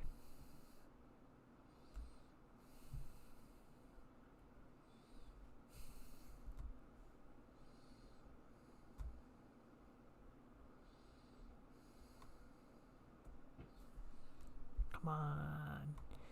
Oh, now it's 5 pages long. And then, yeah, it's two different words. You see that? Okay, so copy that. Verse 36.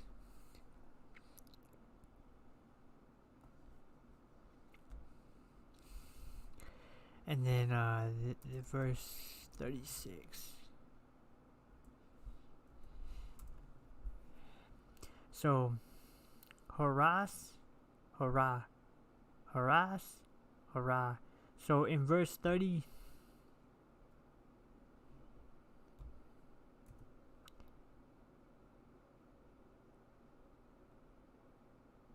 in verse 36, when Jesus says no one knows the day or the hour, the word that's used is harass. I think I'm saying that right. And then when Jesus says no one knows the hour of his coming, or the hour that he will come, he uses hurrah. So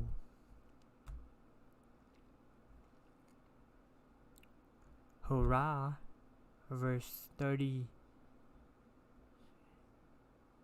And then right here, if you ever so real fast, BibleHub.com. This the way I use it is, this is the word that shows up. This is how it's written in the Greek.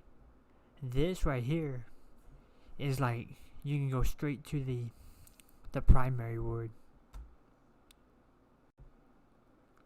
And what I mean by that, I'll show you.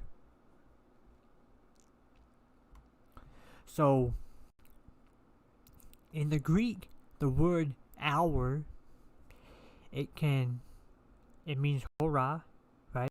A time or a period or it can just literally mean an hour.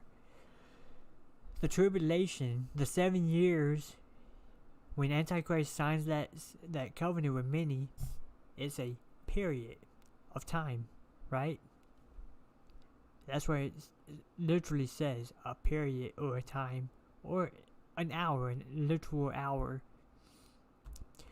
Right here, the use of the word can be space of time, a season, an hour, a particular time for anything, a space of time, a season. Would the tribulation not be a season? Would it not be a space of time? So that's just one of those things. Just think about, So hurrah. Let's see, I won't go back. In verse 44 versus verse 36. This is probably the most interesting part because I have no idea what I'm about to find. Okay, so when Jesus says no one knows the hour of his coming, and it shows up as hurrah,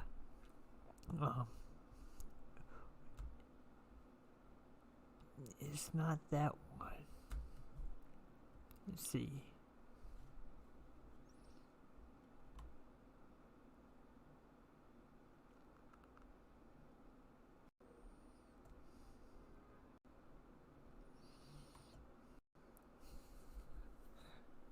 Man, my back hurts. I've been sitting down for way too long.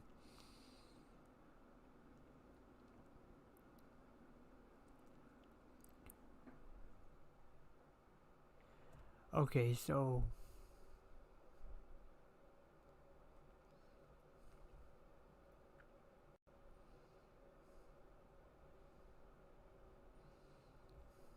is that the same? So hours, hurrahs, from Homer down, the set for that Daniel.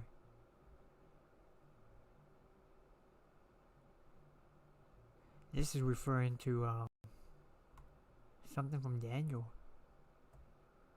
Interesting.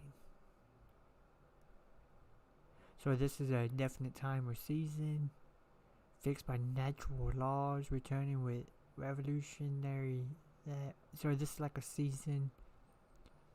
So like the word hour, hurrah, can mean like season or year, spring, summer, seasons of the year. So like spring, summer, autumn.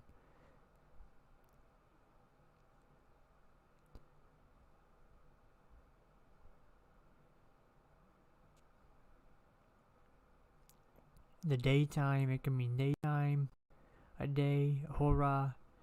So that's daytime, hurrah, right?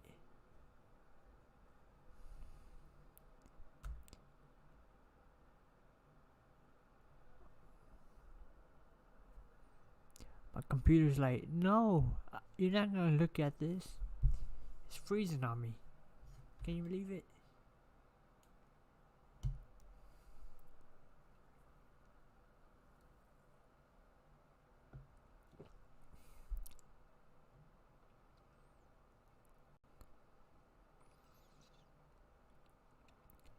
Well, guys, I'm gonna, if my computer does this to me, then I am sorry for one. But I'm not sure if it's even gonna, it's just not responding.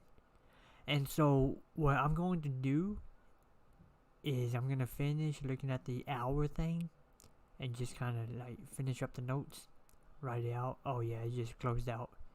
So yeah. So what I'm gonna do is I'm just gonna see if I can get back in real fast.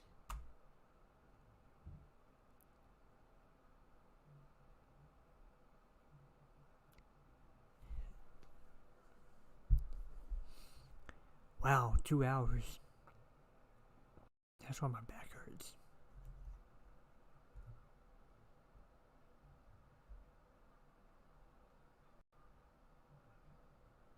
Okay.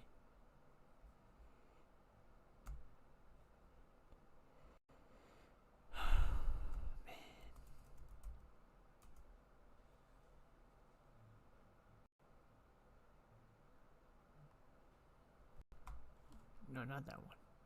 So Bible Gateway is a great place to go to if you study the Bible, but Bible Hub is an amazing place to go to.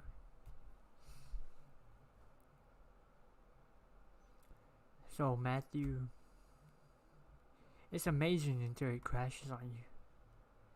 Matthew 24.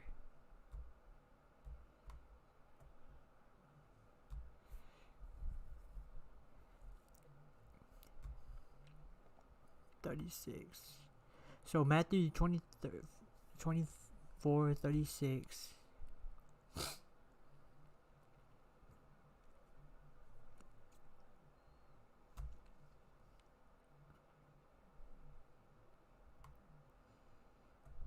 And then I'll copy and paste that.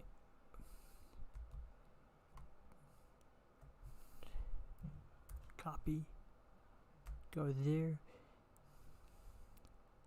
So Matthew 36 would be, or 24:36 is hurrah.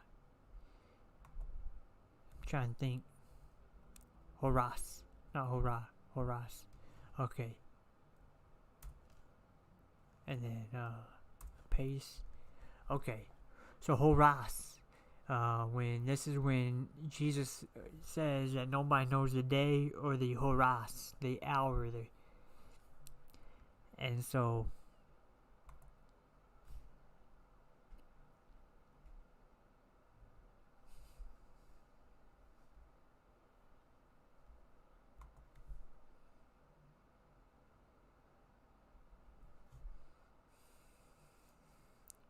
the day or the horas.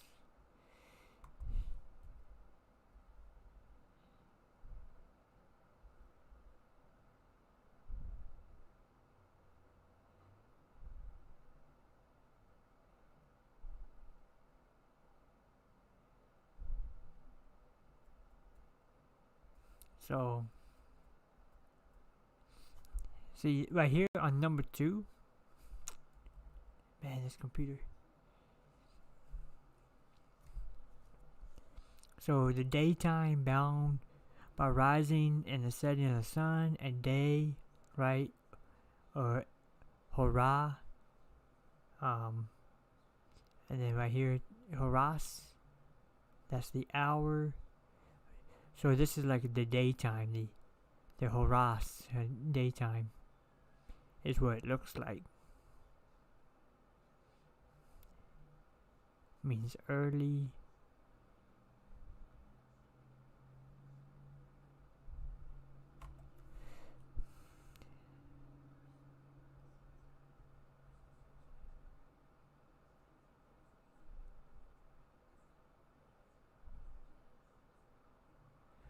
It's used right here too, and for a short season. So a 12th part of the daytime, an hour. But so like right here is used in a sense of short season.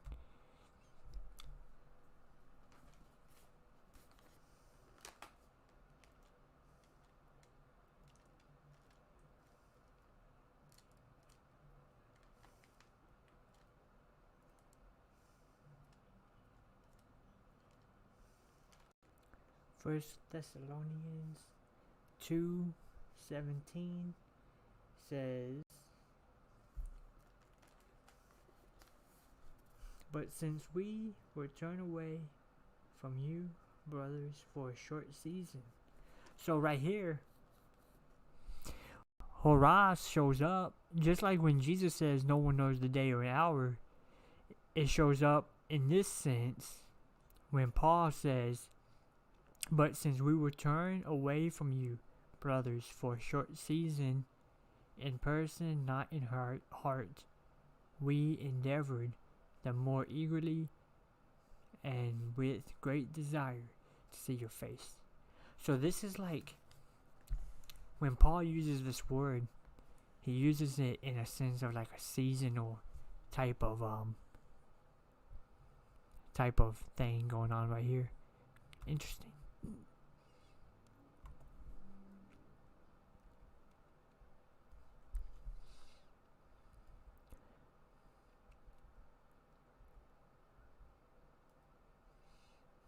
So let's see.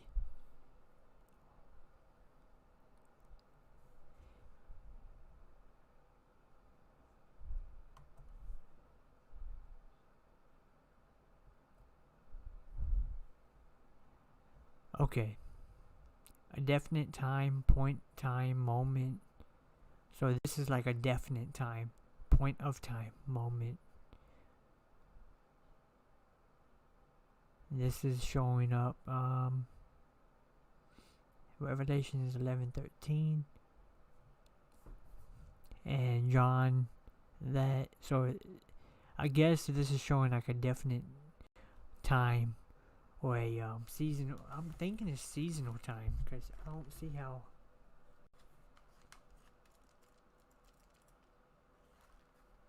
Revelation 11:13.